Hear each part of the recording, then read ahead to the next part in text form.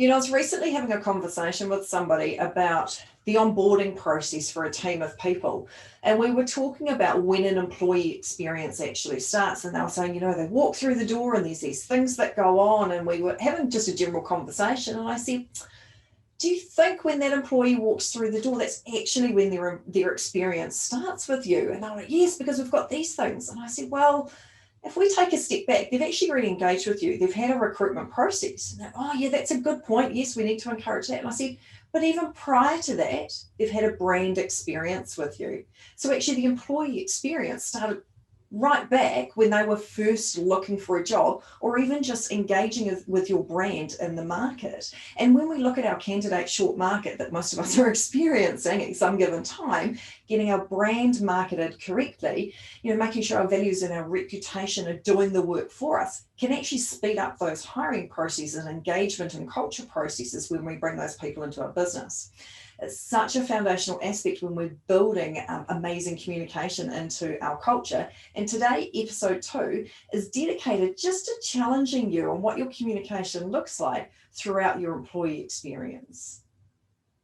Absolutely, because every piece of communication that you put out there in the marketplace or that you actually are saying internally is shaping that culture that is creating noise in the market of what it's like to work there. So I'm going to share with you 3 tips to actually have a look at, and then I'm going to share with you 1 action that you can put in place immediately to get some additional traction to what you're already doing in your communication.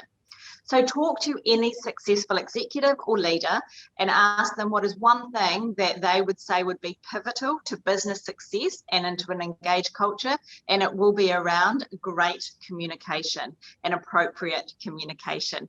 So when we actually have a look at communication, I'm going to share with you 3 things that you can do if you are really committed to creating an engaging and inspiring culture from the second that you are wanting to put any noise out there in the marketplace or create culture. So like Sarah said, it's all around gaining that momentum, and it's about making sure that we're fronting up and showing up how we want everybody to within our organization as well. So the first one is having a look at acceptance. From the second that someone accepts a position within your business, are you encouraging them to have a voice and giving you feedback? Now remembering that is the time that they are most engaged and excited about your brand. So why not from the get-go actually have a look at how can you create opportunities to actually engage with them, and so they can have a voice, share with you ideas that they would like in regard to insights or moving forward that will affect your brand, your business and your performance. Amazing. Imagine getting all that insight before they even start, and amazing what signal that will actually send to them about what business, culture and leader they're going to be joining. The second point that I really would like you to do is embrace tech. So often in communication, there's state of the nations, there's newsletters going out, there's all sorts of things being utilized within a business, but when you really have a close look at it, it's one way. Isn't it? Like, think about it for a moment. Think about the comms that have gone out in your business recently. And yes, it is great to have State of the Nations and newsletters going out, but it needs to have a 2-way element to it. So my third one is don't add more communication. Actually go through, do less, but do it better. So when we have a look at that, I want you to focus on is be selective, be ruthless. Have a look at it. Is it adding value? What's in it for them? Is it timely? Is it relevant? And what difference will it make to them? So your action for this week is actually to every single piece of communication that you put out to your business, check it against relevancy, timeliness, and also making sure that it's got that 2-way feedback loop so that you're actually gathering information, not just pushing information out. And I'm going to be picking up on one of the points that Kirsten's just spoken about, and that's around technology with communication in the workplace. Because when we look at communication through our employee life cycle, one of the biggest challenges we can have is around keeping up with the paperwork that supports it, whether it's the recruitment, the onboarding, performance management, employee surveys, remuneration, whatever that's going to look like. Keeping up with the paperwork is often going to be one of HR's pain points and leaders' pain points in the process.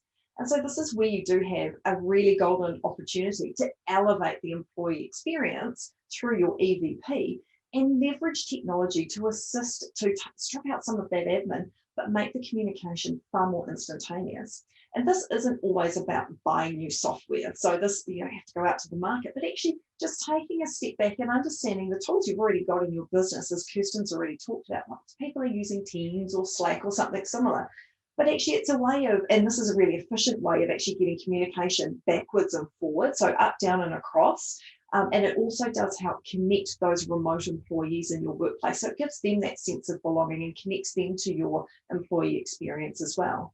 Now, if you don't have something like that, or you have a much larger business and you're looking to really centralize all of your employee experience throughout your EVP, you can look at technology. There are some amazing platforms on the market that can actually bolster the way you communicate in the business. They can have all of the onboarding, all those processes can be online, automated signatures. They can actually make your entire process paperless. And as Kirsten's talked about, from the moment somebody signs, imagine what it's going to feel like if you've got this constant layer of communication because your process is so well mapped out. So by the time that person starts, they're already feeling like part of the team. It's such a powerful exercise to work through, and it really does set them up for success and expectation about what their employment's going to look like in the workplace.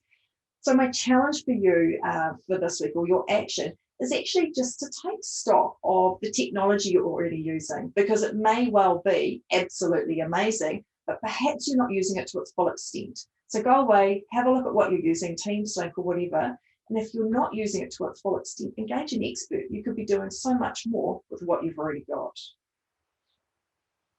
So there you have it, some really practical insights that you can actually start immediately.